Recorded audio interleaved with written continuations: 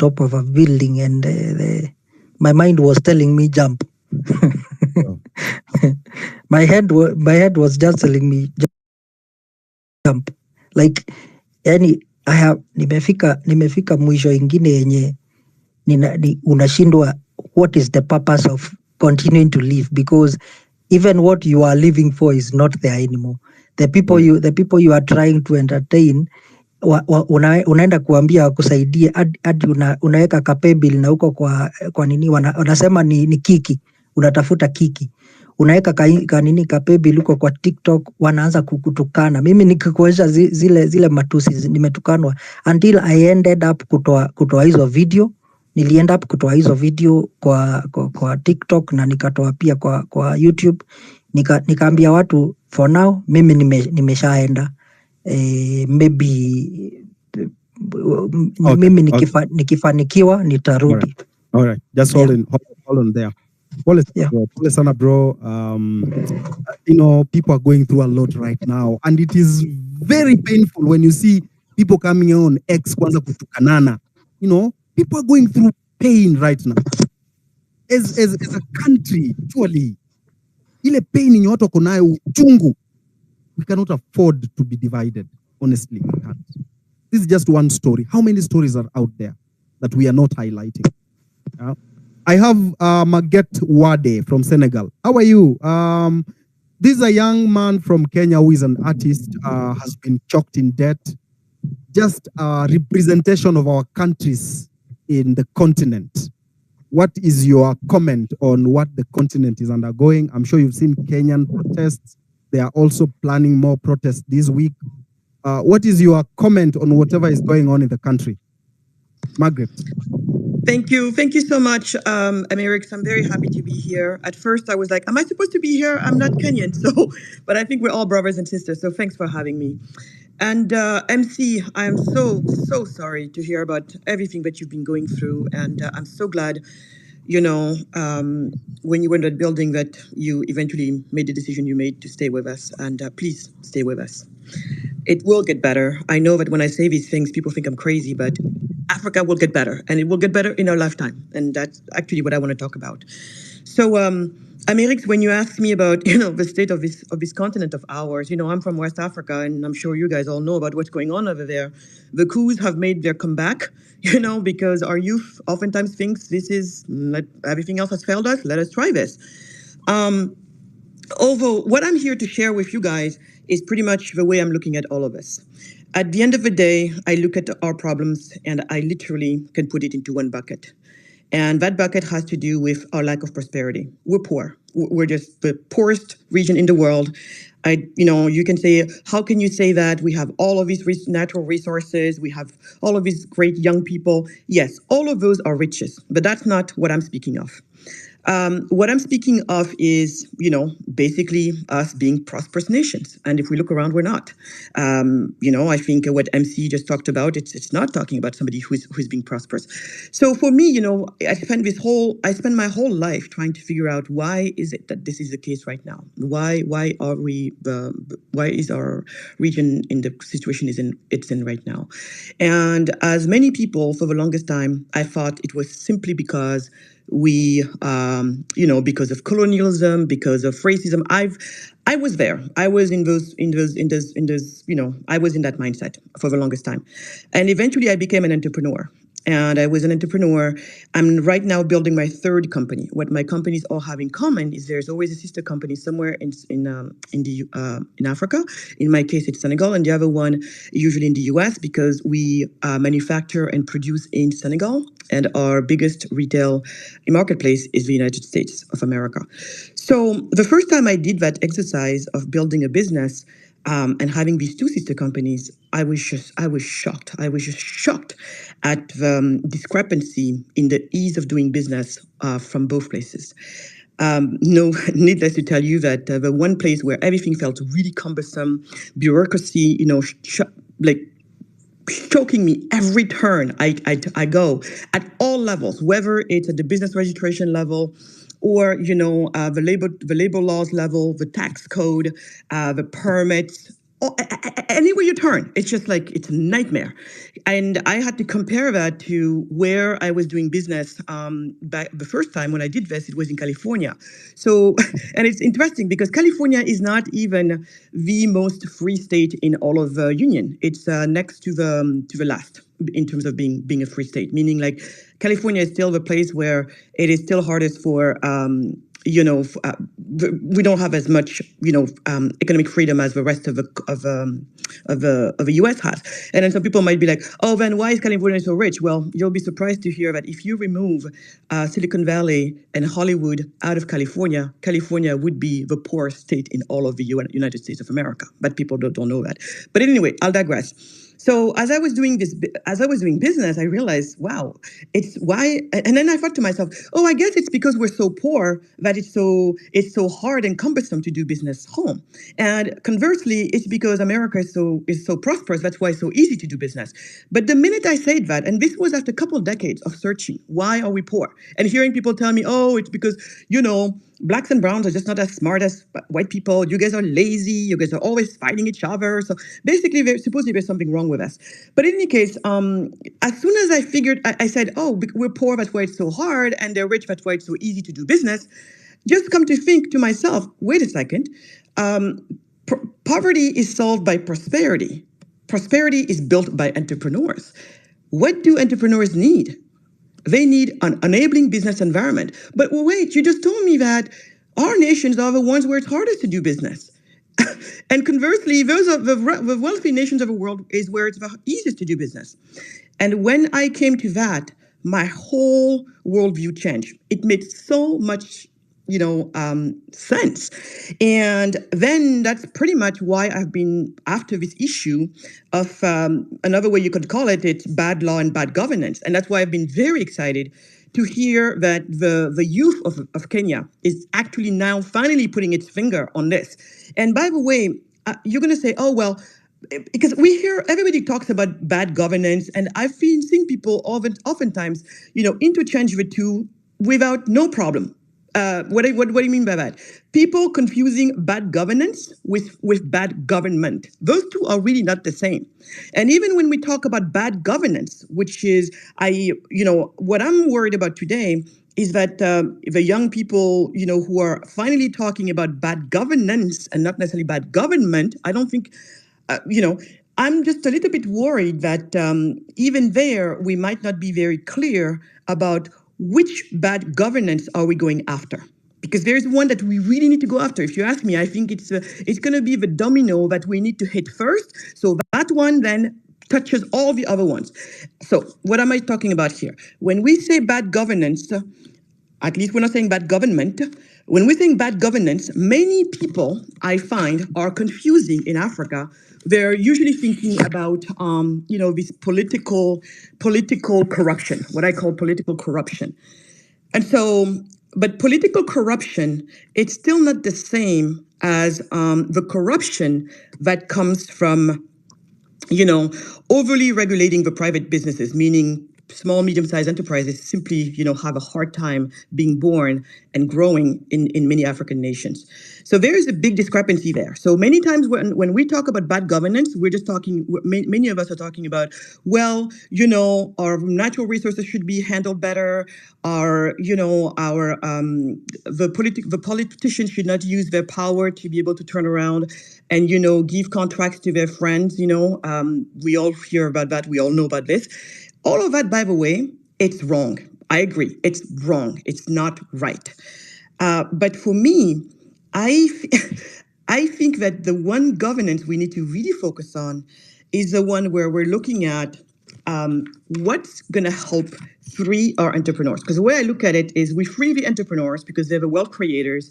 Entrepreneurs go on to create many, many companies. Those many companies create many, many jobs. Those many jobs give to many, many, many people a source of income.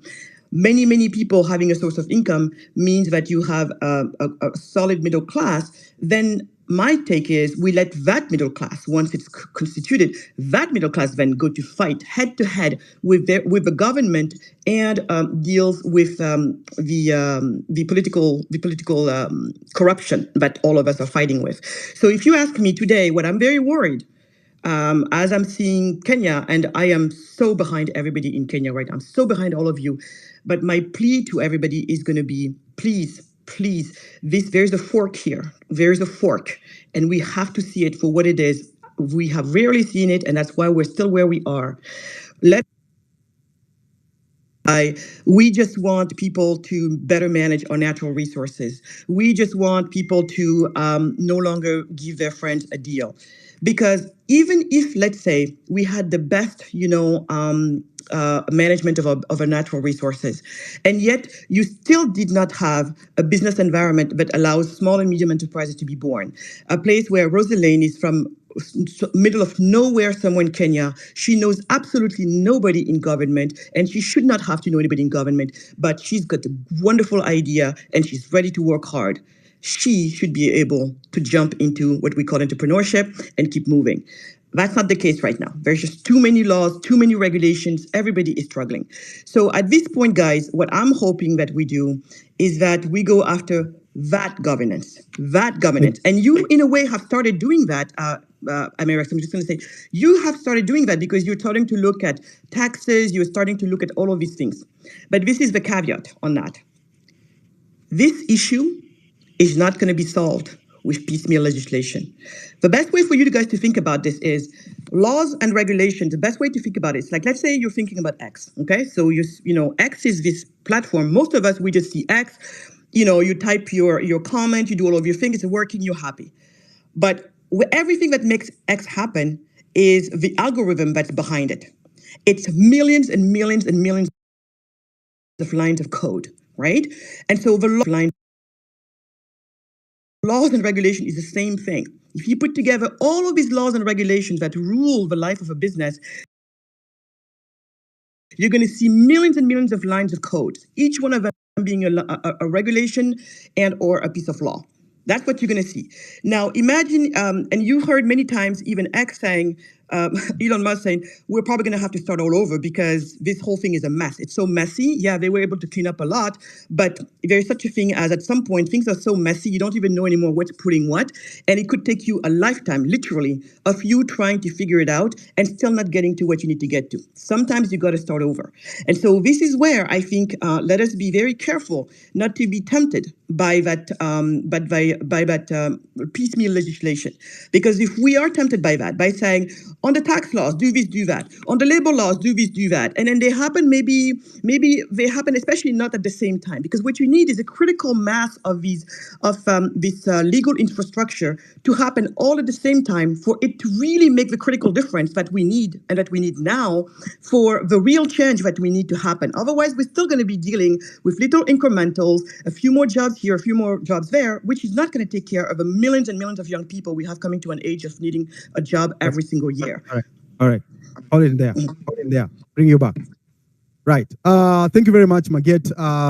She's very wonderful. She talks a lot about business and how bad governance and bad government have a direct influence on our business. So ukiona hao watu wa government propaganda wana push up propaganda, hawaelewi ni nini watu wanapitia through. Morara, I didn't know you are an advocate.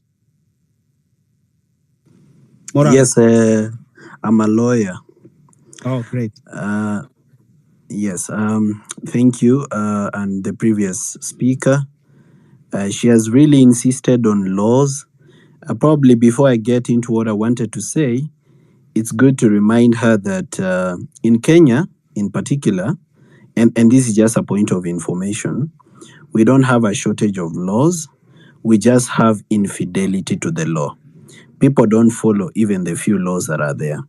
And we have very lazy politicians and very lazy parliamentarians who don't even sit to research and create our own laws. They pick maybe, for example, the law on data protection. They pick the EU law or the UK law, then they copy-paste it. Wherever it's written the United Kingdom, they write Kenya. We've lost you. Fix your mic, please. Yes, my mic is on. Can you hear me now? Fix it again. You are so far. Can you hear? Yes, there. Can you hear me? Yeah, there's. That is okay now. Yeah, go on. All right. So I'm just saying that what we have is infidelity to the law and lazy politicians who are not even keen on creating our own laws. They pick maybe the law from the UK, they change the name United Kingdom to Kenya. Sometimes they even forget to copy paste some of the things correctly. So we have people who are wheeler dealers and not legislators. They only think about their next deal and how they are going to make money.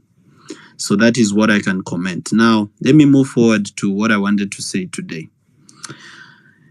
Ladies and gentlemen, I'm angry. I'm extremely angry, especially at the realization that there are very many bodies at the city mortuary of people that died. Well, the realization of these bodies might be intentional on the part of the government as a way of scaring some people from coming out on the 8th of August. Because as you know, sio watu wote wako na roho juu kama sisi. Kuna wenye wakiona dead bodies ama wakiona damu, they don't come out. This is what I want to tell to all Kenyans that are listening to me today. The time of fear is over. We better die standing than living on our knees. And if you are not prepared to die, please stay at home and sleep. Come prepared to die, but also come prepared to stay alive to see the Kenya that will be there. Remember, the tree of liberty is always watered by the blood of patriots. And remember that if it is not people who died, we would not be here. In fact, even Jesus died so that we can be here today. So the Bible says, whoever shall preserve their life shall lose it. And whoever shall lose their life for his sake shall gain it. So I want to tell everyone that is afraid or that fear has gotten into your heart, do not buy fear from one William Ruto. Yes, he is good at killing witnesses and he's good at killing protesters, but he cannot kill all of us. Some of us will live to see the new Kenya, and I'll be one of them. I know that there is a new Kenya on the horizon. That is why they have panicked.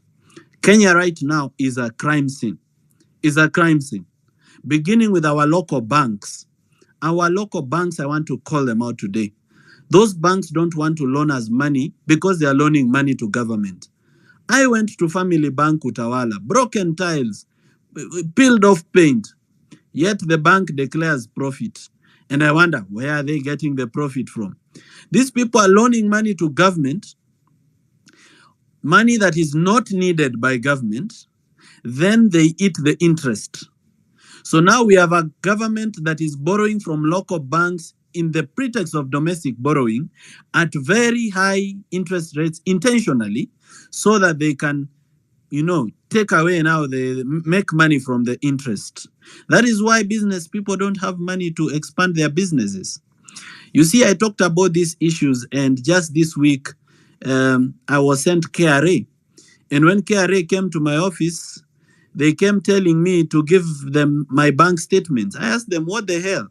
You people are KRA for crying out loud. You can go and get my bank statements if you need them. I don't need to provide evidence to you. In any case, I have a right to remain silent. Then they wrote me a notice of offense. This notice of offense, when I read it, and even when I read the names of the people, the 3 officers that came, all of them were people who are being used from one community. And that is why I want to remind everybody that is listening to me tonight. This thing has nothing to do with the tribe. Even if you are from Kalenjin and the president is from your land, there is nothing you benefit as a person from Nandi or Elgeyo Marakwet for being from the region of the president. Nothing. In fact, you may suffer more than me. These are people who are regrouping to rob you blind, and you are happy and cheering. If you go to JKI, it's a crime scene. It has been said. I cannot repeat. You go to the Ministry of Education, crime scene. Crime scene is a pure crime scene. We even have fake schools receiving money for capitation. Can you, guy, Kariana Goma. I don't even come from Central, but at least I know that one. Look, you go to the housing program, crime scene. That is why Ruto is always talking about the housing program. Mimi nataka niwaeleze hivi na nataka mnisikize vizuri. Tumebomoa nyumba more than 6,000 units. Sasa tunajenga nyumba zingine 160,000 units hapa Changamwe, na pale Diani hapo White House tutajenga zingine. Na mimi nataka niwaeleze hivi. Sasa hawa vijana ambao hawana kazi na hawa mama mboga ambao sijawapatia loan bila interest na hawa polisi ambao wanatozwa ushuru usiku na mchana, sasa hawa wote wanaweza kukopa deni bila interest katika mpango yetu ya housing. You see the way he talks about that thing, he is very happy about it because of how much money he's making from it. William Ruto cannot champion any idea where he is not making money with his friends. He cannot think beyond his stomach. William Ruto, if you are listening today or your cohorts are listening using a fake account, I want to ask you, what can money do for you? Money bought you MP. Money bought you minister. Money bought you a helicopter and URP, and it bought you MPs. You became a deputy president. Money bought you members of parliament who are singing your name here wakiitwa Timtangatanga. Money has bought you the presidency. What else is this that you want money to buy from you? Why are you still stealing? Because the reason we have corruption in Kenya is because the president is corrupt. Tusiogope kusema kama atatuma DCI waninyonge ni sawa. I am saved. I am ready to go to heaven. Heaven is beautiful. Streets are made of gold. Jasper and onyx. Nani hapa amewahi Jasper and onyx? Hakuna. Mimi am ready to see it. Kwa hivyo Ruto asituuzie uoga. He is the most corrupt person in Kenya. He is the father of corruption. And I keep praying for this man. Ile kitu anabeba pale kwa mkono kama ukweli ni Biblia. Yes, the cover is written Holy Bible, but I don't know the contents. If that thing is really a Bible, let him read it and he makes sure he understands it. If he understands it, let him decide, yes, I am a child born of corruption. I have come to power through corruption, but I'm making a decision today to leave a better country for my children, better than I found it. Sasa sahi watoto wake wanafanya matatu business. And that matatu business, there is nothing a child of a president needs for the child of the president to do matatu business. Ni wash, laundry. Iyo ukienda kwa bank account ya hizo matatu, utapata somebody is banking 10 million every day anasema ni ya matatu. This is money that has been stolen from Kenyans. You go to the National Treasury, crime scene. Pesa inakopwa kutoka ng'ambo, inatumika kutrade huko ng'ambo, inatengenezea watu pesa. Ikikuja Treasury, it doesn't go to the consolidated fund to avoid going through the control of budget so that it doesn't go through the budget. You go to the office of the DPP. This person that was appointed, this one, crime scene. Recently, he withdrew a case against Najib Balala. The juzi ameandika barua akisema Oparanya does not. They have been withdrawing corruption cases left, right, and center. But they are very quick to put youth in court, and sometimes they even oppose bail for people just coming out with a flag na firimbi to fight for a better country. Your office of the DPP is a crime scene. And I want to tell everybody that is listening today, my friends, there is a problem with independent institutions and independent offices in Kenya. These independent offices, the word independent iliisha kitambo. An inspector general under the constitution is supposed to be independent. But he comes to the office and anaambiwa sign barua mbili. Sign barua ya appointment na sign barua ya resignation without a date. Ile siku yenye unasikia ni kama utaki kufanya vile wanataka, they put a date on your resignation letter. Wewe unaona kwa Citizen TV, you've resigned. Now there's nothing you can say because these are the chief killers in our country. You go to Expressway. I saw the president saying, our country is really good at public-private partnership. If you go to the Expressway, in fact, let me just say it in his voice. Hii ni mpango ambayo ilikuja through public and private partnership. Sasa anasifu hiyo project hiyo Expressway na ile ni money laundering inaendelea pale. But they don't be happy about these people that come to our country as foreign investors. This is our own money stolen from Kenya, taken abroad. Money laundering inaendelea pale. This country mahali imefika is a crime scene. We are living in a setup. These people want to finish us. If we don't come out on the 8th of August, there will be no country. There will be no country to come back to. In fact, we should just stop getting children. If we don't come up on the 8th of August, tuache kuzaa watoto because they will suffer. That is all I have to say today. Hold on. You'll come back with the way forward. Just hold on there. There's someone here called Grammar Boy. Grammar Boy told me that the prison officers have not been paid their salary. I don't know, they are demonstrating. Wanataka kuachilia wezi watoke Kamiti. Wewe bwana, unataka kuachilia watu watoke Kamiti bwana. Unataka tuende wapi? What's wrong with you, man? Hey, Amerix. Yes. Unanisikia? Yeah, nakusikia. Shukran kwa hii nafasi bro. Wewe ni askari sio? Yes. Nini inaendelea bwana? Mnataka kustrike kwa nini bwana? Choro wenyu. Hey bwana, Amerix. The ground iko hostile mbaya sana. The ground iko hostile mbaya sana, Amerix. What's the problem?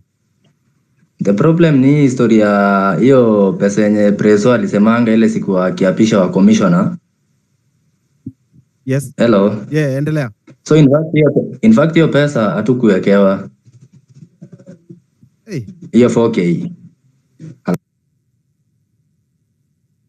Wewe bwana, uko wapi? Uko kwa Watchtower. Uko kwa Watchtower ya Kamiti ama wapi bwana? Sikupati. Hapana. Haunipati? Uko sawa sasa. Hiyo network yako is going on and off. Siko kwa tawa ka America. Yes. So what is the issue? Why do you people want? The issue is the issue is hawa wakubwa wetu wametusoea sana. So our officers walikuwa wanasema the prison headquarters under the Commissioner General of Prisons has always delayed increment of our salaries whenever the office of the president declare an increment of salary to all discipline services to a duration of a month, 2 months, 3 months with the excuse of system failure. It is well known that the CGP and the HR salaries directors have fixed accounts that they keep our money and reap from it. The CGP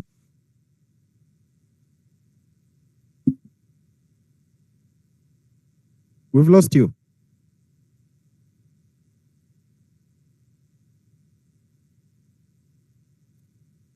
Edgar, unamsikia kweli? Officers who seem unhappy with their actions.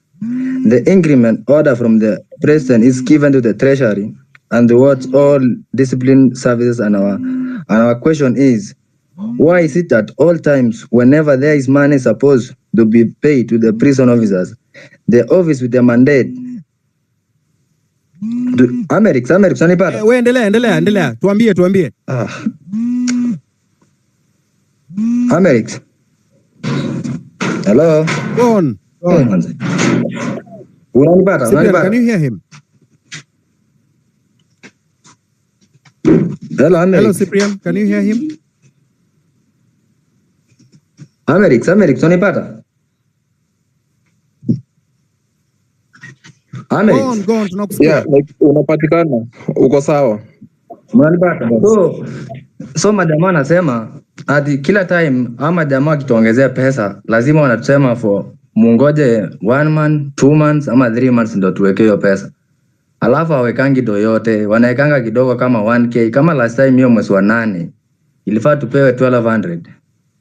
Alafu mimi nilipata 186 bob. So majamaa wanauliza kama hiyo pesa ya mashujaa, hiyo siku ya parade ya mashujaa yenye ilikuwa Bungoma, maafisa wengi walilia juu hiyo pesa walikata. Sijui nasikia watu walikuwa wanapata 15K, 20K, unlike majamaa wengine wa KDF walikuwa wanalipwa pesa mingi. Issue ingine ya pili ni issue ya uniform, yani like maafisa wanashangaa mbona wakubwa wa prison wanafaa compact, alafu sisi wadogo tunaambiwa tusifanye hiyo compact. Sasa majamaa nauliza like kwani uniform sinafaa kuwa same, alafu ukifanya hiyo compact wanakushtaki.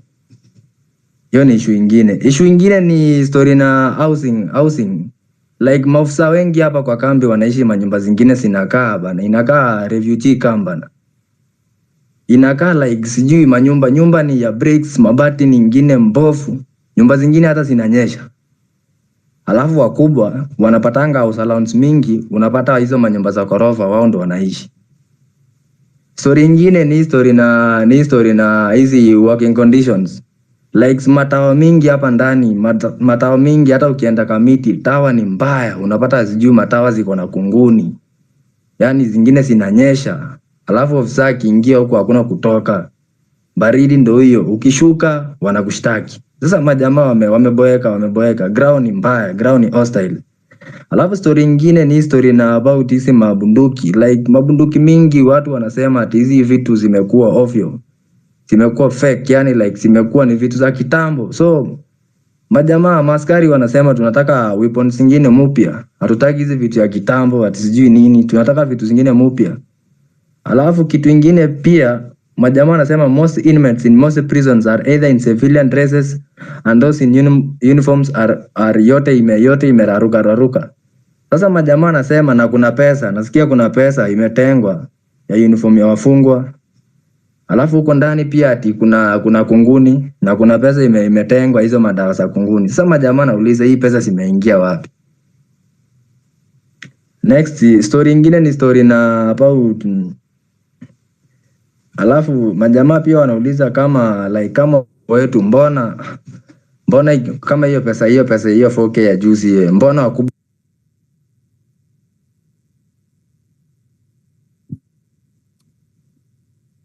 Polo Kimani, ni kama tumepoteza huyu jamaa. These guys must be living in very, very, very bad condition. Polo, yes. Malizia, tunakupata vizuri, tunaelewa. Sasa majamaa wanauliza mbona wakubwa wetu waliwekewa hiyo 4K. Alafu sisi hatukuwekewa. Alafu wanasema ati hakuna circular. Sasa wanauliza. Wewe kupata kitu bwana? Wapi? Sikupata mzee. How are you surviving? Tuna survive tu. Unaenda mtaani kidogo unakaa na mahindi. Unasukuma maisha kidogo hivyo. Wengine majamaa wakifunga kazi wanaingia kwa ndudhi. Lazima tu yani live imekuwa ngumu man, live imekuwa ngumu mbaya sana. Alafu wakubwa wengi kama ni chakula wao wanajipea. Nyumba mzuri wao ndo wanaishi nyumba mzuri. Sasa unashangaa bana, hawa watu wanataka tuishi yani. And you are the one who was supposed to take care of the prisoners. Sisi ma constable ndo tunachunga ama jamaa mkubwa, hakuna hawa anakaanga tu kwa ofisi bro. Na ile story wanasemanga ati nyinyi ungana na au kamiti sugu muibie watu M-Pesa na nini, ni ukweli?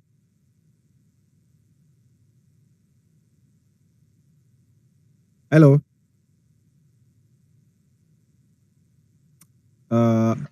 Yes, I was asking you. Hello. Can you hear us? Hello, Americ. Can you hear us? Americ, hello. Polo Kimani, unaweza endelea. Hello. Polo Kimani, unaweza endelea. Mr. Grammar Boy, unasikika, I can hear you. Nyakundi unanipata? Go on. Endelea bro. Go on. Yes. You can proceed, bro. I think network yake ni mbovu, maybe huko kwa kibasement. Unajua jela maisha huko. Hello, Americ. Malizia bro. Nasema sasa ama jamaa anauliza hii circular ilitoka wapi ndo wakubwa wakaongezewa pesa. We can have someone else proceed. No, you had something to say? I understand his cries. Because actually what happens, what usually happens, si ati do ijafikia wakubwa. Pesa ishafikia wakubwa, but inaingianga the same thing governors do. Pesa inaingia kwa personal accounts. So what they do is they hold this money for 2, 3, 4 months. Ile interest ina grow kwa ile dough before they can now dispatch it to the necessary places. Ile interest ndo wanategea. That's why you find these rayas are always complaining, nini, mazi pesa imepeana imeenda wapi. It's your bosses who are fucking you. And now that we are talking about bosses, I've seen this fella called Mr. Jimmy Wanjigi. maybe Jimmy can tell us about the whole mineral thing, because I know he has been aware. I mean, he has been dining with these guys, kina Hunye, kina Jacob Juma, kina Ruto. Maybe he can tell us why they have been fucking the lower middle class for such a long time. Now that we have decided to kuungana, now he just floats up and acts like he hakuwa anajua nini ina happen. Now another thing, we have been doing research, at least tumefanya, it was actually insane to find out that what we actually have in Kenya, even the Adani deal, I'm 99% sure it has something, a portion of it, to do with the minerals we have in Kenya. When you see them saying they want 30% of the JKIA, they want their own runway, they want to have, they want their own stuff. This means they want to have an unmanaged, unscrutinized, and unmonitored movement of goods in and out of the country.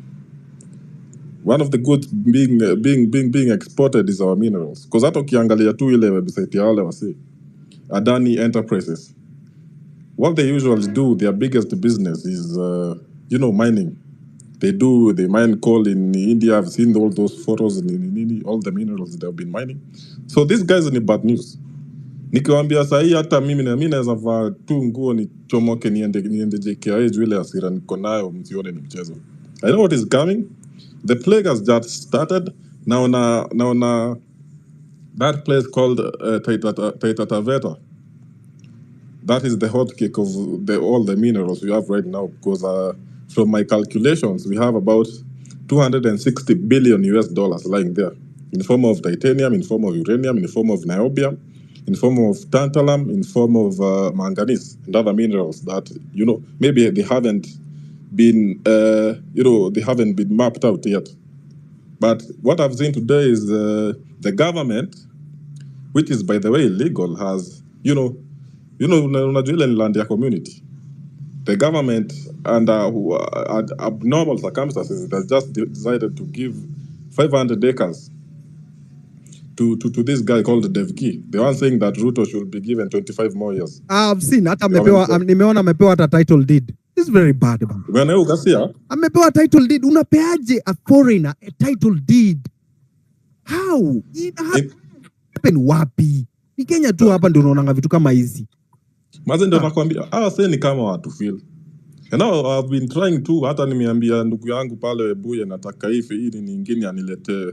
Kuna hiki tulikuwa natumia tukiwa vijana inaitwa fair, I feel like nimefika my what do you call it? My climax of hasira. Being peaceful isn't working anymore. And I'm not going to sit down and watch you fuckers over and over and over and over again.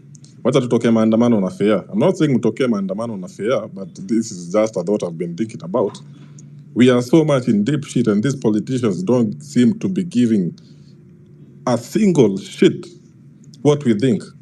Mgome, msigome, we are still going to do what we want.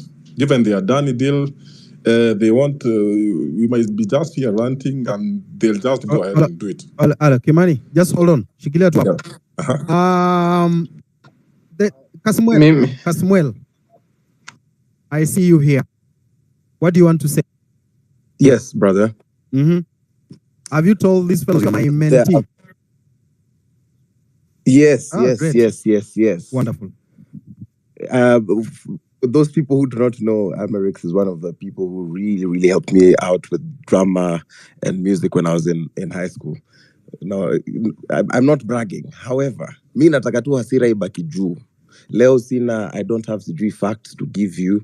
I just need to bring a few things to our notice.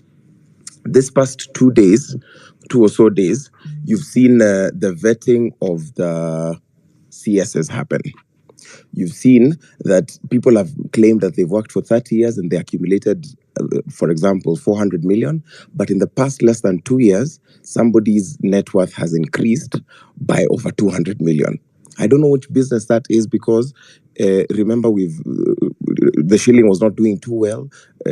Tax has gone up, cost of living has gone up, but kuna wase bado wamemake, na sijaona hiyo business, because politicians don't produce anything. All politicians produce is violence and chaos. They don't have industry. Unasikia mtu anakuwa vetted, the question wanaulizwa, where have you said, mtu kama Duale anasema from selling his biography. Najua watu wenye wako hapa, very few people have read it. And yes, because it's the biggest selling book in Nuria, does not make it seem as though he's selling 1 million copies a week. Again, uliona nani akikuwa interviewed Oparanya, nani Junet alikuwa ana nod as though to guide the person to answer no to the question.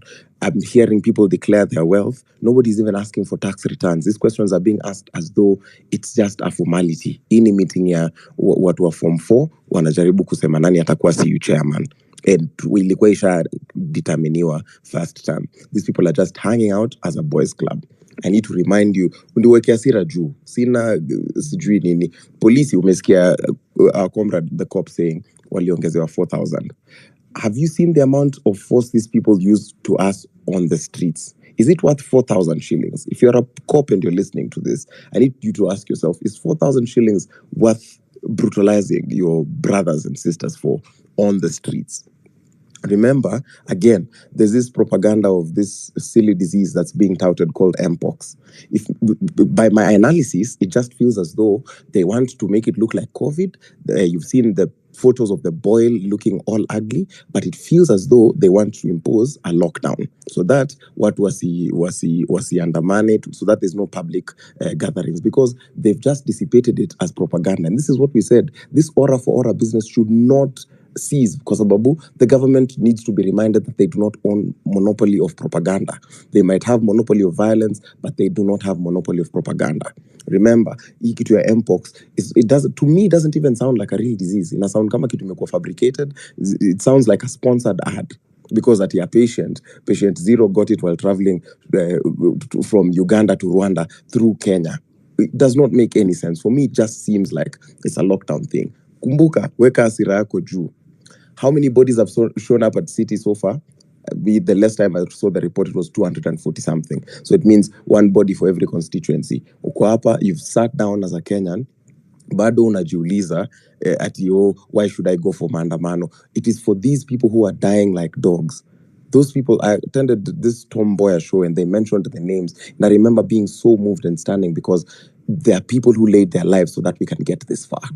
Remember, your local politician produces nothing, but sisi tuko hapa Twitter, tunatukanana, tunasema, sijui nani has done this. While the revolution is going on, we need to have one common enemy. Our common enemy is a conman, he's a looter, he's a killer and a murderer, and hires on corruption and cronyism.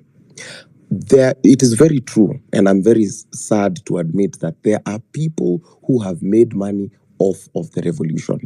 There are people who've received funding from organizations in the name of mobilizing people, and they have not used that money for the collective.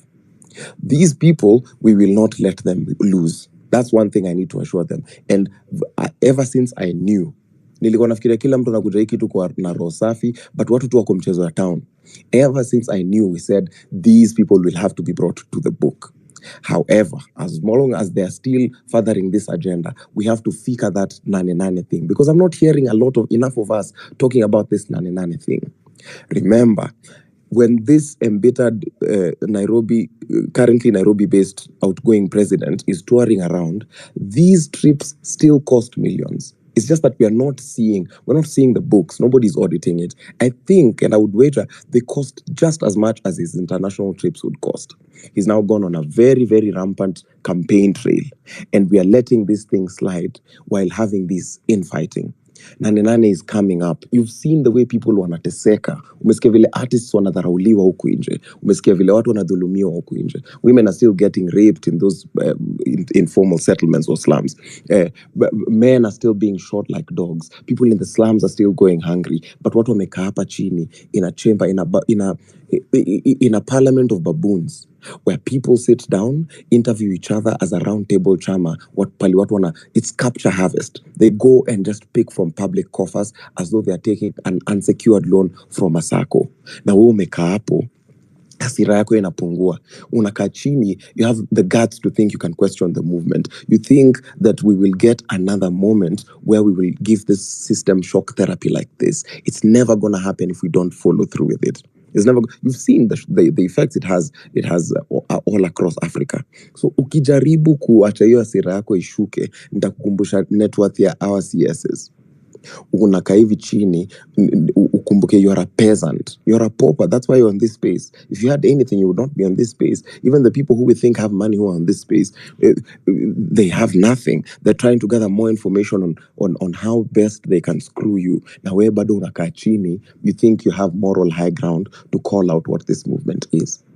Let's not accept to be sucked into the useless, these baseless infightings. Because as Ayn Rand said in 1957, when you see that in order to produce, you need to obtain permission from men who produce nothing. When you see that money is flowing to those who deal, not in goods but in favors. When you see that men get richer by graft and by pull than by work, and your laws don't protect you against them, but protect them against you. When you see corruption being rewarded and honesty becoming a self-sacrifice, you may know that your society is doomed. Alafu bado kuna watu wanakuuliza, after Ruto, what next? We have figured out that society is doomed and we're trying to reclaim it. And if you think about whatever even this CS vetting process is like someone who's doing a colonoscopy where they're supposed to be examining your internal organs, but they're doing it with a telescope. Nobody is up for accountability anymore. And the more we let these people slide, the more we let them deal and whore our future around, we will not have a country. This thing which people are lying and deceiving you that we don't have a country, that people are trying to let the country descend into chaos is nothing. Because when you say Ruto must go, and I want to explain this to you very clearly if you're listening to the sound of my voice. When you say Ruto must go, you are affirming the position of the Constitution. Because on September 21st, 2020, CJ Emeritus David Maraga advised the then President Uhuru to dissolve Parliament because it was not in good standing. Years later, this Parliament as it sits is unconstitutional. So all this rigmarole of what comes next, there will be no power vacuum. Let nobody lie to you that the country will descend into chaos, because we are peaceful, beyond being tribeless, leaderless, and fearless. We are also not, we as I keep on saying, we're protesters, not rioters and looters. Nobody should lie to you that the country will descend into chaos, because what the president knows very well, if you read the Constitution, you cannot also litigate that matter of now Supreme Court, the president of the judiciary has said something. Now you want to litigate it in High Court. It is not a matter of litigation. You just follow the Constitution. The president knows once he dissolves Bunge, we have to go into a general election, and by effect that means that he has resigned. So when you say don't be afraid,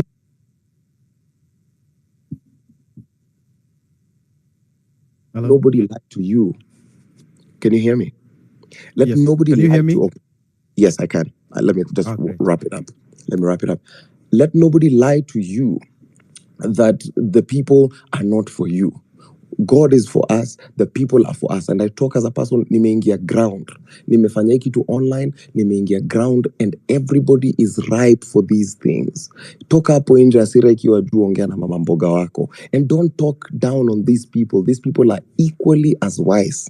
They're equally as wise as we are. So in all our contributions in everything that you're doing, as we soldier up to Nane, ask yourself, is this country currently working for you? And is this the kind of country you want to live in? Thanks, Amerix. Thank you very much, Kasmueli. Yes, push it beyond online into offline. Okayo, I just want to inform you that this space has been reported several times. So when you try to fetch it, you may not see it. Jamaa wanajaribu ku report left, right, and center. I don't know what you have done. We are citizens. We have a right to assemble and talk. That is our constitutional mandate to do that. So Okayo, where are you? There was a young man, Okayo, who is pushing civic education. Sisi kama bado tuko hapa X tunagombana. Huko nje there are people doing something. They are talking to mama mboga, to whatever, boda, kwa matatu, everywhere. They are talking. They are telling them, look, this is why we are agitated. This is why we are not happy. This is why things are not going the way they're supposed to go. People need to be empowered with information. And that's what they are doing out there. But sisi hapa X, what are we doing? Insulting each other, demeaning each other, belittling each other, abusing each other. Something that we need to stop. We need to hold each other accountable, yes, but let us be in unity. Polo. Yes, sir. Endelea. Hata nimepoteza nini. Where was I? What was I saying? I was talking about, I mean, my main, my core reason why I'm here is to talk about minerals and also, the impunity. But my business right now is about minerals. I was saying Jimmy Wanjigi should be here. And also I saw Steve Mbogo speaking about the same issue. I think it was on Spice FM. Maybe she also tells us, maybe he forgot to mention, is it true that you have a mining, a mining site in Kenya and another one in Tanzania? Is that true, Steve Mbogo? I saw Steve Mbogo here. The space has been having issues. I think I can also see. Steve Mbogo, are you here? I saw you. He was in the speakers panel. Yeah, he's a speaker.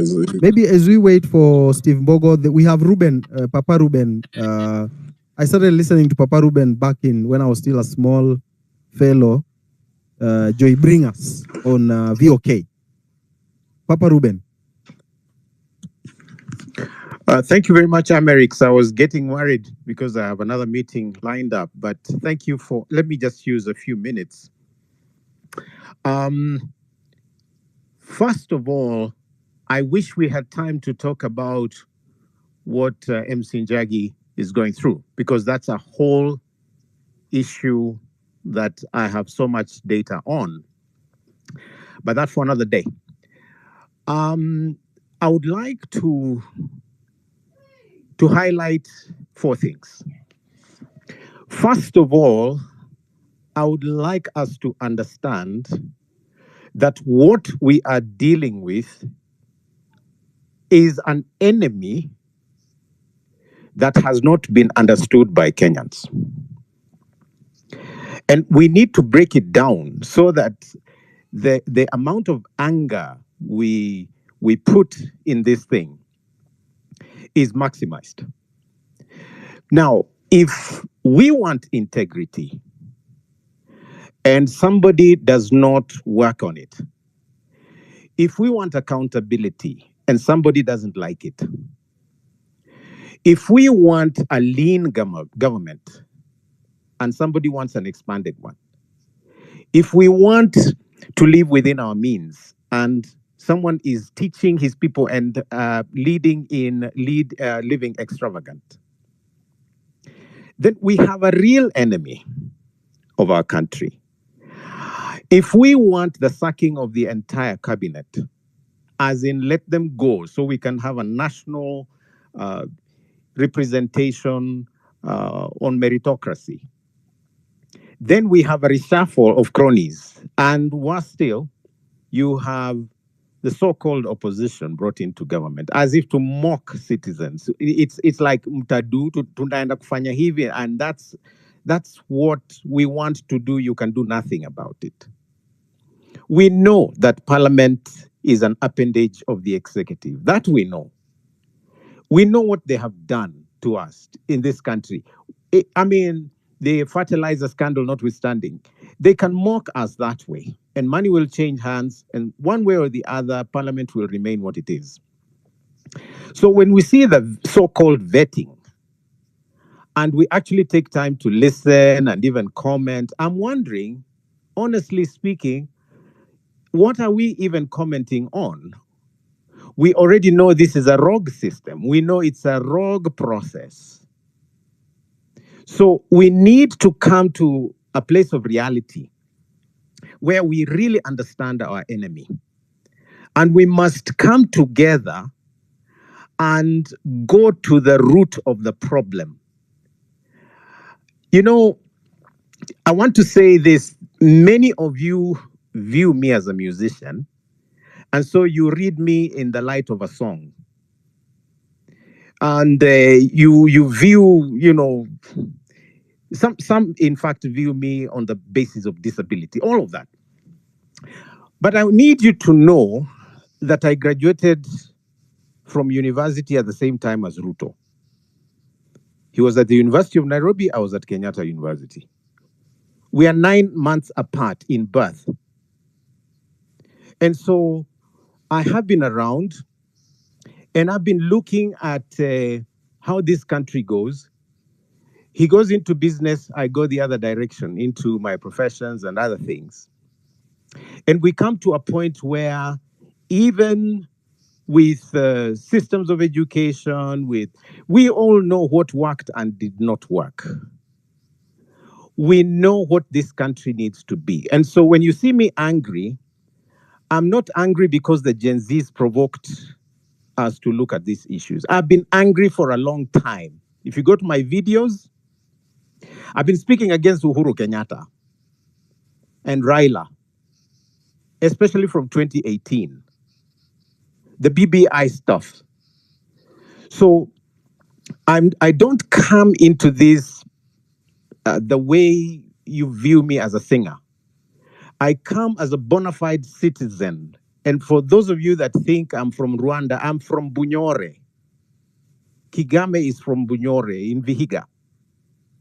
So I'm a citizen of this country. And I may be a singer, but I'm a PhD student right now. So it's not lack of education. It's not a pity party thing. I'm in this because I'm genuinely angry and I want Ruto to go with his entire system. For heaven's sake, I'm a philosophy, I teach philosophy. I teach history. And I'm so angry that a few people can take a whole country captive and, lead them like they own them. This cannot be allowed to go on. No, we will not let it happen. This country is full of blood. We've shed too much blood from independence, but Ruto and his system, in 1 year, we only know 247 at the city morgue. I've been to the Yala River. I've been to that hospital and talked to those guys, some families, some doctors there. When Giggs Tata was shot, I went to Mombasa. I was with the family. I was at Kenyatta Hospital visiting with those who were shot, who were injured.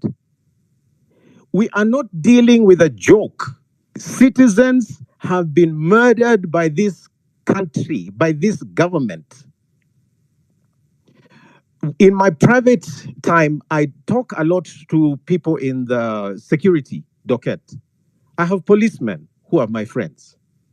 When somebody tells you they have, they are given like 17 to 18,000 a month, of course, it sounds like a lot.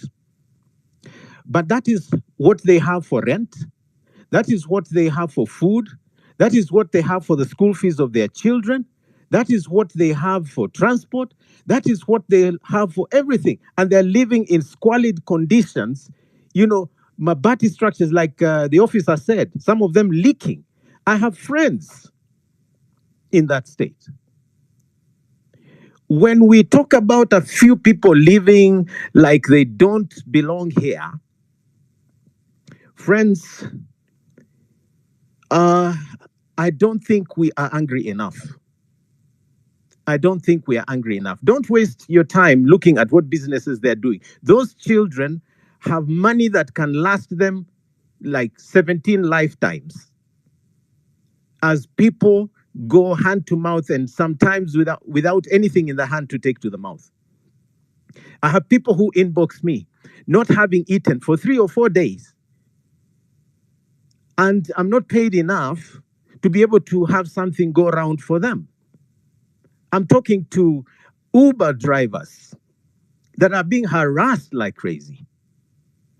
Kenyans, if we allow these guys to, consolidate and kill the spirit of the struggle, we will be very bad losers. So let me just give a few suggestions. First of all, I really think that union leaders, those that are organized enough in groups that are suffering, need to come together and re-strategize a nonviolent approach that succeeds our demos. We need to find a way of bringing this government to their knees because they are using our resources, our taxes, to stay in power and harass us. So maybe if we identified certain businesses, certain services that run because of us, and we withdraw for a day or two or more our monies that go into that, whether it's just keeping our cars at home or border borders, so that we don't fund their petrol stations. We need to come to a point where we do more than go on the streets. And I'm not saying this because I'm not going. I'm blind, but on Thursday, I will be on the streets. And like one colleague said earlier, if we perish, we perish. I've been on the streets in Eldoret. I've been on the streets with the doctors in Nairobi. I've been on the streets in Mombasa. So if for me as a blind person, I can go on the streets, kwanza tokezeni twende. I need some of you, in fact, to show me which roads we're using. But we must come out.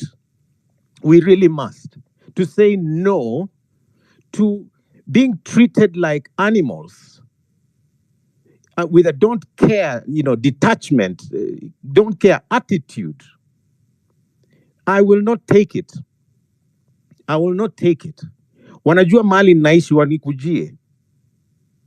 Wanikujie. And for most of you, you might know it. I'm a very easy target. Wakuje. But we must really stop this nonsense of a few people making us slaves in our own country. So we must come out and do better than demonstrations. Bring these guys to their knees to the point where one time we should say we're not going to pay any taxes. Watafanya nini? What will they do? One time, let's all decide they benefit from our data and airtime and all of that. One day, kila mtu akatae kutumia kitu, so that we come to a point where they understand something. I can't take it. Secondly, as people in the struggle, we need to do more civic and political education for our fellows that are being bought to attend those rallies. Wanalipo 500, 1,000, 2,000 to attend so that it looks like they have audience. They don't have audience. So we need to do more civic education. Hao watu wanakuja na maboda na kusema, we support the government. They don't support the government. They are suffering. But for some of them, they're too hungry to resist a 500 bob. So we need to come to a point where we ourselves educate each other and talk to one another beyond these spaces and show them the uselessness and the price of betrayal. I think we need to do more. But thirdly, I really think we must come to a point where the lawyers, LSK, and all legal entities, those that are on our side, we need to develop a scorecard of minimums with regard to those who can occupy office. So that we say, kama hauna these 3 things or these 5 things, then usikaribie uongozi. Because we have cheapened leadership in this country so that it's only the politicians that can exploit that go into office. That's why they can vet these guys and they're rotten to the core. The DPP keeps doing whatever they do to excuse them. And we just go on like nothing happens. Some people should never, never have leadership and their name in the same sentence. So we need a scorecard that we agree on before the next election, whenever it will be called. in the 2022 election when I ran, EACC had singled out 241 people that were not fit to hold office. Most of them made it into office.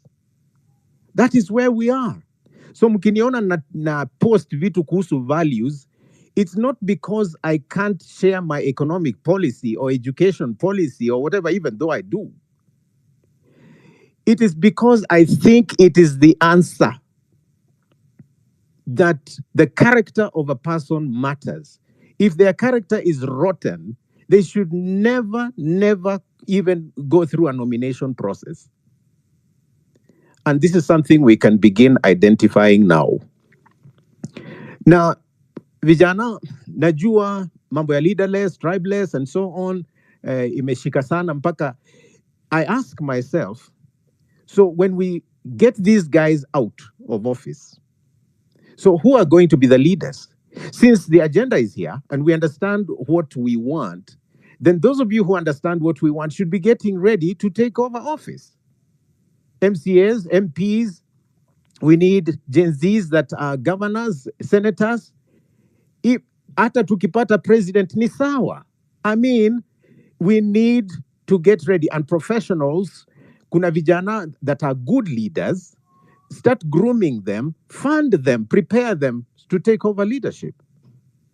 So that, you know, nature abhors vacuum. So tuambiane ukweli. Once Ruto goes with his system, we'll need good leaders. And some of you need to be sharpening your leadership skills and getting ready. All these graduates with degrees in leadership, you know, administration, and all kinds of professions. We have to get ready. Lastly, ningependa kuomba hivi. If for any reason you are hearing us on this space, let us escalate beyond the X spaces. If hata kama unaelewa vernacular, call in, you know, those talk shows and talk about Nane Nane. Talk about a better country. You know, go into your WhatsApp groups if you're on WhatsApp. Mimi nimefungiwa Facebook, so that's why I'm mostly on X. Go wherever you have a chance. Ukichukua ukiwa kwa matatu or whatever, talk about this. Because the country is ready. We just need to mobilize and move. I really pray that all of us see that better country. But hii nchi ambayo iko na damu nyingi sana kwa, you know, the ground is crying out. And I can, you know, list them from independence until now. And inakuwa ni kama mambo na investigations, inakuwa a way of postponing. Ukisikia no stone will be left unturned. Actually, that's basically saying it's buried. So CDF wetu ndio huyo ameenda, Musando alienda hivyo, Baby Pendo ndio. Yani, we are so used to shedding blood, mpaka Shakahola inakuwa ni kama a religious thing. It's a crime scene. You know, the Kware thing is not even about the demonstrations. It's genocide. It's genocide. All those bodies at the city mortuary, these are citizens, children of parents like me. So we need to wake up. And Kenya, we need to be a little more angry than we've been. We really, wacha hiyo anger iboil. Wacha nitusiwe, I'm immune. You know, I am immune to insults. Insult all you want. I feel nothing. But my anger shall rise until I see a new Kenya. God bless you all.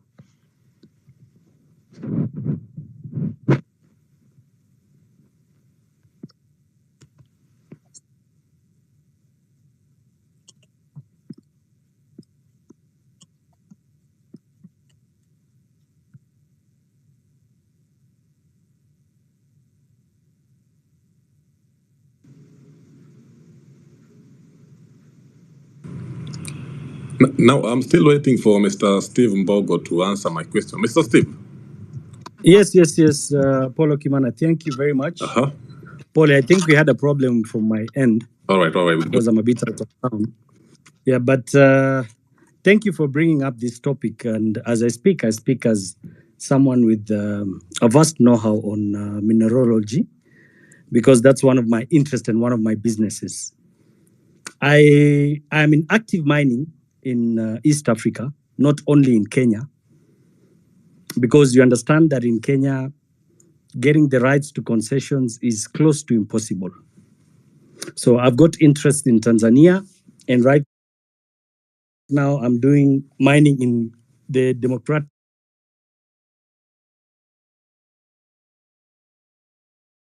Republic of Congo country in terms of our mineral deposits. And I think last time when I was invited to this space, I mentioned that we have a minimum of 970 minerals in this country. Talk of graphite, iron, copper, coltan, manganese, gold, diamond, cobalt, thorium, chromite, name them all, uranium, zinc. Kenya is a very wealthy country. And I based my conversation last time based on the formation of minerals. And we're told that minerals are formed due to changes of temperature and pressure in the ground. And we are so lucky as a country. We have so many areas that have these activities in the ground. And that's why we have so much minerals in this country. The only problem with this country is that a majority of these concessions were taken over from the 1940s, from the time of colonization. And the majority of the concessions that are owned by the blacks, or rather Kenyan natives, are owned by the big families, and they use these concessions as briefcase companies. So what most of these people do is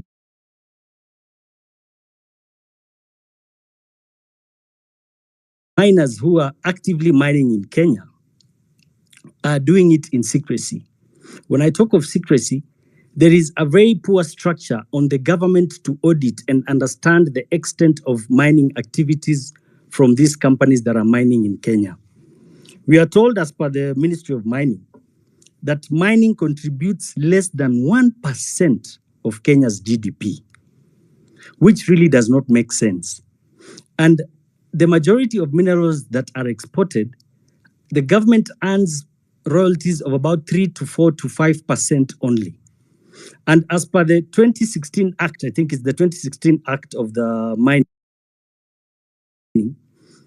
we are told that the sharing of royalties is 70% to the government, 20% to county governments, and 10% to the communities. The Ministry of Mining in itself says from 2016 to date, they have collected about 14.7 billion shillings. And from these 14.7 billion shillings, remember, the 10% and the 20% that is supposed to go to county governments and communities has not yet been disbursed. So we go back to structure. We also have a very bad structure when you talk of mineral exploration in Kenya. And I think it has been done by design because the cabals who control the mineral concessions in Kenya will not accept any Tom, Dick, and Harry to own or have a mining license in this country. That is why some of us, Apollo, it's good you asked me that question, will prefer to go and do mining in Tanzania because it's a business I know, I understand, and I have a passion for. Because I can get licenses easier there, I can get my returns in due time, and same as even countries like Congo. So you talk of some of the biggest companies that are doing mining in Kenya. I heard you mention Taita Taveta, and you said there's a value of about 260 billion. That is even way below the real figures of our mineral deposits in Kwale. Remember, niobium in itself is of a minimum 200 billion. I want to tell Kenyans that in the Kwale area, in the area of, Taita Taveta, we have the largest deposits of diamonds in this country, which are controlled through proxies, and they are controlled by the biggest diamond company in Africa known as De Beers, who have fronts here to secure the area, and they're not doing mining at the moment. So when you talk of the issue of the airport, Apollo, I'm glad you clicked and understood that one of the major activities, and that's why these people need the airport, is because of the mining factor. A country like Base Titanium, Base Titanium is a company that does mining in Kwale. I remember when they opened up their investment in the year 2022, they invested about $280 million to do mining for the titanium. And titanium is a mineral used as a pigment in house paint, plastics, and all those other stuff. 8 months down the line, Base Titanium had declared that they had made $350 million in less than a year. So you can imagine, within a year, these people had gotten their money back, and they've been mining ever since, till to date. We don't know how much the real figures they're mining there. The government is not earning enough royalties from the extracts of the mineral activity. So we need proper structures. Number two, I'd like to touch on the issue of the airport, because I think today that has been one of the bone of contention. And I want to tell Kenyans that a time has come where we really have to open our heads and understand what is happening in this country and the world at large. Most of us perceive this cell as a normal cell. But when you sit down and understand the scope at which this cell or this list is being drawn at, it raises a lot of questions. Many a times I've mentioned to Kenyans that there is a big global agenda to transform governance of the world to what we call a one world order agenda. And I've mentioned enough times that Kenya has been chosen as the pilot country for these implementations. Now, in one of their policies in the New World Order agenda, they are very open and clear, and they call themselves what we call liberal states. They have a thinking that they are going to convert sovereignties of other countries to one world government, which will be liberal. When I talk of liberal, it means countries without borders. And that is why the president, many times, he's been suggesting issues to do with abolishing of visas and opening up our borders. Now, look at what is happening in Europe today, or a country like America. As we speak today, there is so much chaos in the entire Europe, even UK. In London today, civil war they're at a brink of civil war. Why? They created policies to open up their borders and infiltrated immigrants purposely to bring in these immigrants to create chaos in the country. So when you look at this Adani deal in Kenya, in my own perspective and what I know and understand, is that this is not just a business transaction or a business venture. Adani is being used as a front company by the globalists to ensure they take over our most strategic transport hub, and that is the airports. Because the moment they will have control of our airports, they will have control of what is going in and coming out into this country. The moment they have control of our airport, they will dictate every other movement of staff and people and products and commodities in this country. So this is not just a matter of business transactions, and that's why it's not making sense. How can people propose to invest an investment out of 100%, which is about 2.5 billion? They're saying 53% will be financed by JKIA, 30% will be a borrowing, and for the borrowing, they need the title deed, which is about 4,500 acres. So in basic terms, it is total control of the airport. And the reason why they want to take over that title deed, that is in the essence, in case there is change of governance, there is no way we can take back our airport. Now, Kenyans need to understand that there are so many activities happening in this country that no one is speaking about. One of the biggest activity, and it is the biggest business in the world today, is not drug trade or ammunition trade or contrabands. The biggest thing happening and the biggest business happening in the world today is what we call human trafficking. And it is very sad that Kenyans are not discussing this issue. Today, as we speak, Kenya has been named as a conduit of child trafficking, a destination, and a source of child trafficking.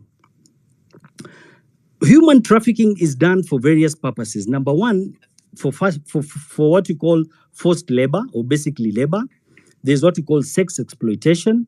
Number three is what you call adrenochrome. I don't know if some of you understand what adrenochrome is.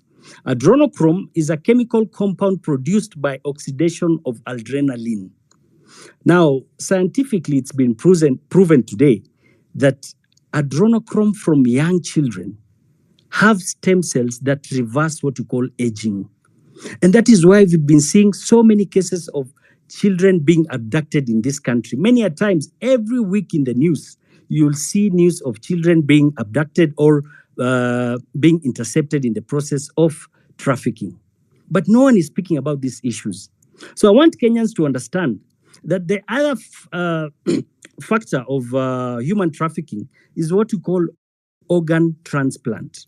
Today, as we speak, Kenyans, I want to let you know that organ transplant and trafficking business is one of the biggest businesses in the world today. A simple organ like a liver will go between 150 to 550,000 euros. So that's about 60 million. A normal functional kidney will go up to about 27.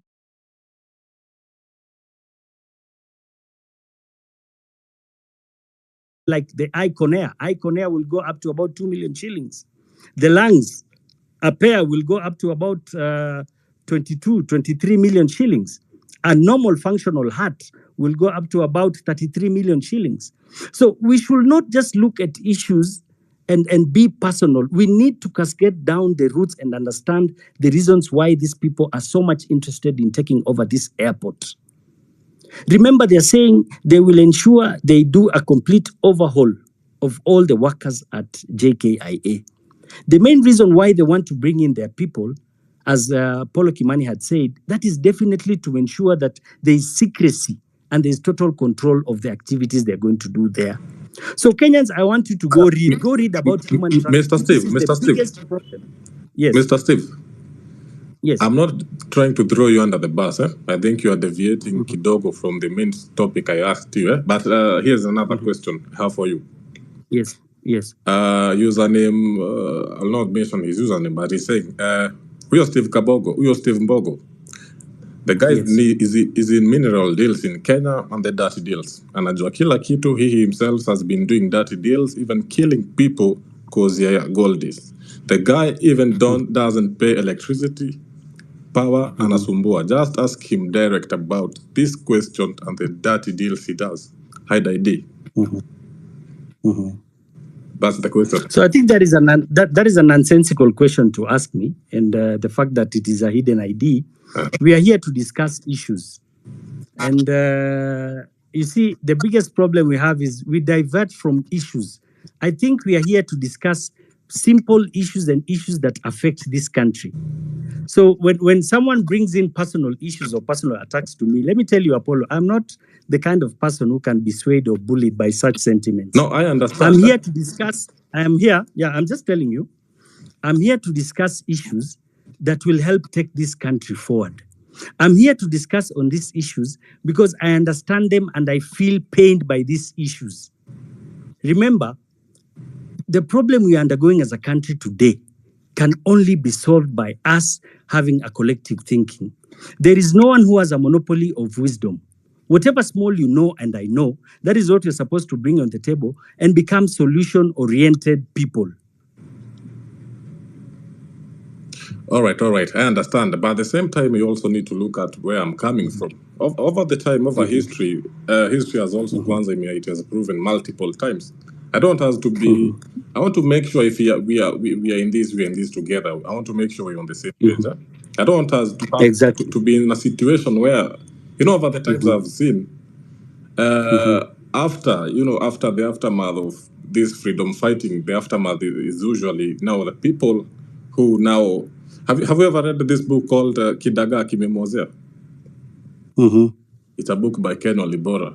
Now, when these people fight for freedom, wanapigania uhuru, the aftermath is actually the people now, they have decided that these are the guys we see fit for this job. These guys come back and bite them in the ass, real bad. Yes. So I need to make sure, this is Steve Mbogo saying this. Okay, he's saying this. Is he talking the truth? Yeah, I'll tell you, Apollo Kimani, and you need to understand. I'm someone who's been in the political space for some time, and I'm a purpose-driven person. I vied for Starehe's seat in 2017. I did not make it. I had the position and the power to vie for the seat last year, but I decided to step back, and I supported someone who I thought, and in my own thinking, would do better than I could do for the country. So for me, it has not just been about me. And I'll tell you, I'm not doing this because I need any political seat, Apollo Kimani. If you can do better, count my blessing and my support 100%, socially, economically, and politically. For me, it has never been about me. Ask the people who know me. I've been in leadership for the longest. I was the patron of Kenya University Students Organization for about 5 years. I have raised a crop of leaders who I'm proud of. So it is not about me. I'm not campaigning. I'm speaking about issues that are affecting this country. And I have said again and again, if we have people who can take this country forward, Apollo, I'm a businessman. I understand the importance of good leadership. Me being a businessman, I know if the country has good leadership, my brother, I'll be smiling to the bank. For me, it's about policies and good leadership and know-how, you know. Countries are run by people who have what you call a know-how on how to take the country forward. All right. That So makes it's not about person. It's not about All me. right. So don't think I'm here to campaign. No. All right. Let's collect our Can you minds. hear me, Let's bring Paulo? our minds together and create a solution Paulo? for this country. All I'm Can you hear saying me? is there's absolutely no room for con artists in this movement. And Yes. one way or another, we are going to weed them out, regardless of how long it might take, but we are not going to allow that. That is very important. All right. Yes. Can you hear me? Yeah, Am I can hear audible? you, Eric. All right. Yes. Okay. Just finish, Steve. You're saying something about adrenochrome and organ, and you are prosecuting something. Yeah. Yeah, so I was speaking about this other factor of human trafficking. I think I was more than done. Yeah, you can just wind up. So I just wanted Kenyans to go and do a research of what has been happening in countries like Ukraine, countries like Haiti, where we've got globalists putting their foot down in those countries. And I think this is subject to discussion, and we need to expound on it because it's become a menace. I'm glad I saw Mutua today during his interview. He mentioned about the issue of child and human trafficking in Kenya. So we need to raise our voices louder and louder on regards to this issue. And I think that will be one of their biggest access ports. If they take over the airport, I'm telling you, be ready for massive open border policies that I'm talking about immigrants coming into this country and illegal activities such as human trafficking and child trafficking. So let us look and think deeper on regards to this issue of Adani. It's not just a normal transactional venture. No. It's bigger than what meets the eye. Yeah, correct. There's a lot. There's a lot going. And it's not. It's. Remember, sorry. Before I wrap up, I want you to remember that the president himself had suggested a number of times that there are plans to sell what you call state corporations. And I've repeated again and again, and I asked a simple question. We want the government to be open enough and tell us the guarantees that have been signed against what you call these debts we are taking.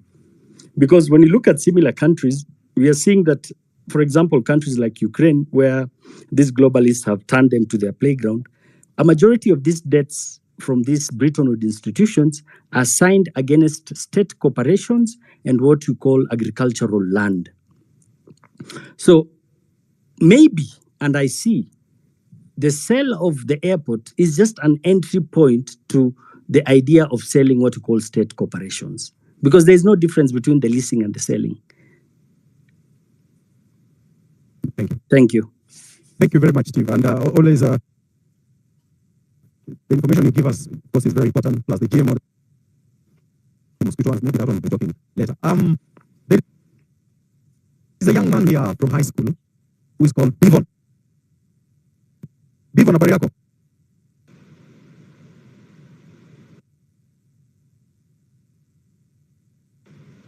Bivon.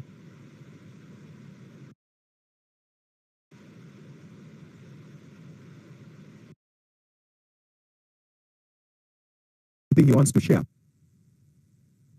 I don't know what it is he wants to share. Bivon.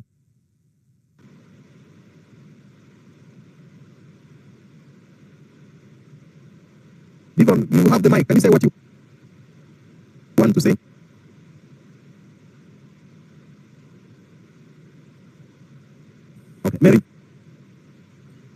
take it over.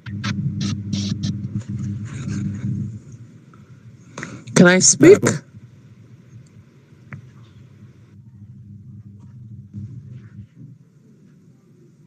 Yes, Mary.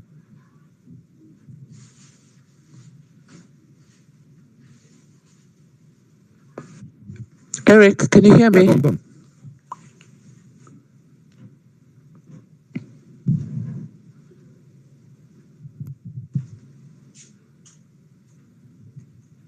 Yes, go on, Mary.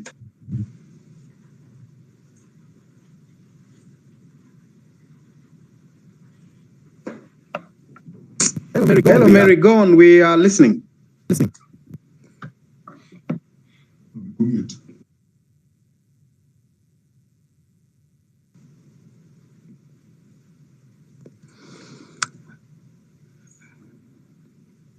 Polo Kimani, can you hear me? Please go on. We can hear you. We can. Can you hear me? Okay. I'm going to speak about food security. I'm going to speak about food sovereignty. I'll try my best to be as brief as possible, just to make sure other people are able to speak.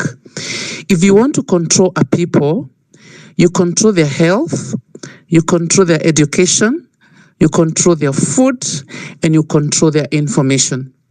There is a clear intent in this country to control the food production, the food chain, and the food sovereignty of this country. It started when the president came into power. Immediately, he lifted the ban on GMOs. Without any public participation, GMOs were allowed in this country. I'm saying all this in support of Nane Nane, that we have every single reason to go on the streets. In the Kibaki administration, the question of GMOs came into light, and there was public participation, and Kenyans spoke loudly against GMOs. But in this administration, the ban has been lifted, and there's a havoc happening in this country right now. If you're careful to look at what is going on, food production is being controlled to the advantage of corporations.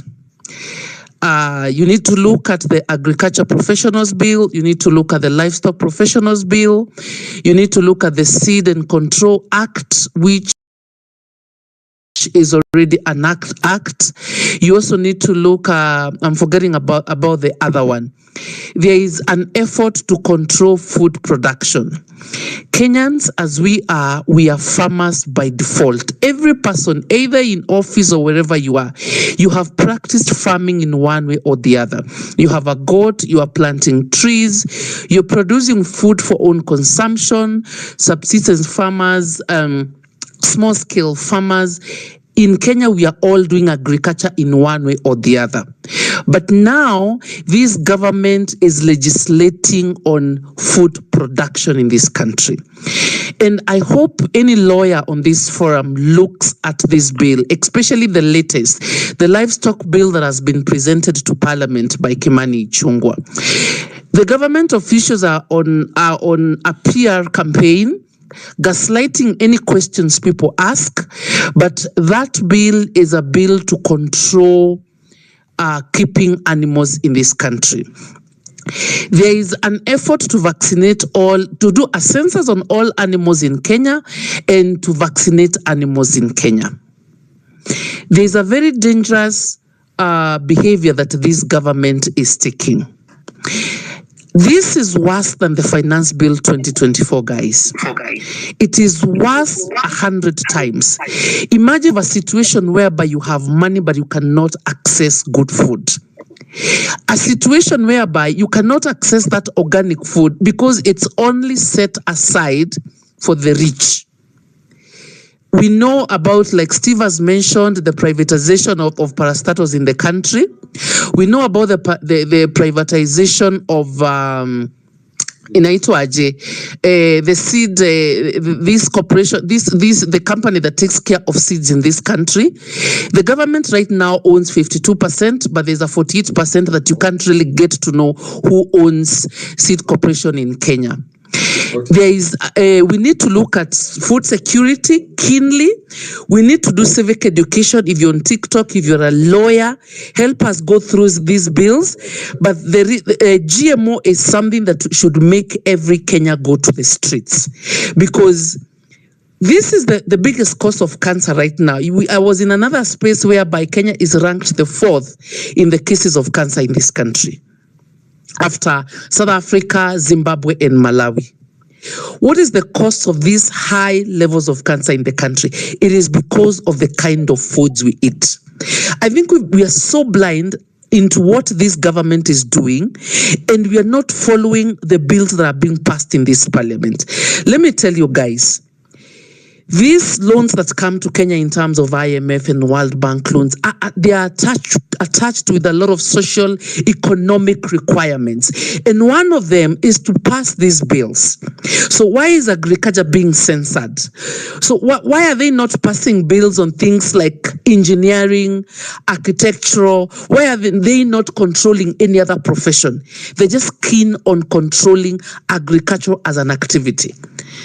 This is very sinister, and I'm calling upon everyone to look into these bills touching on agriculture being passed in this country.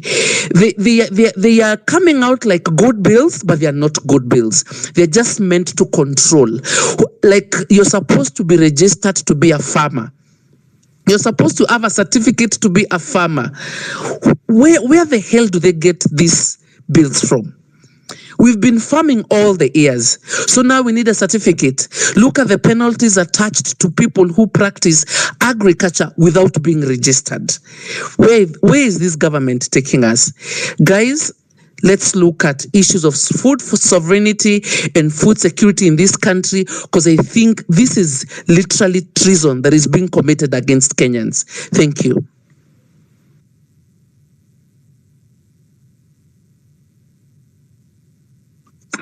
All right, my network is very bad.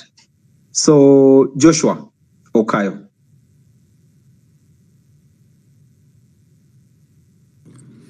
Hi, can you hear me? Kindly confirm.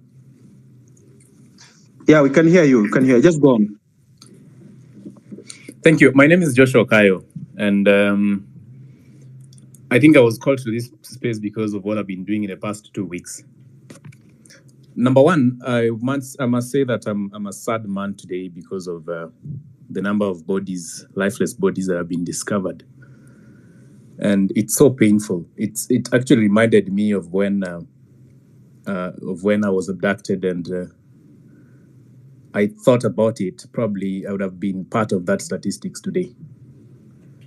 It's really painful, very painful, and something has to be done. And that's why I'm going to start with a Bible verse I wrote today. And the verse is Joshua chapter 1, verse 9. The Bible says,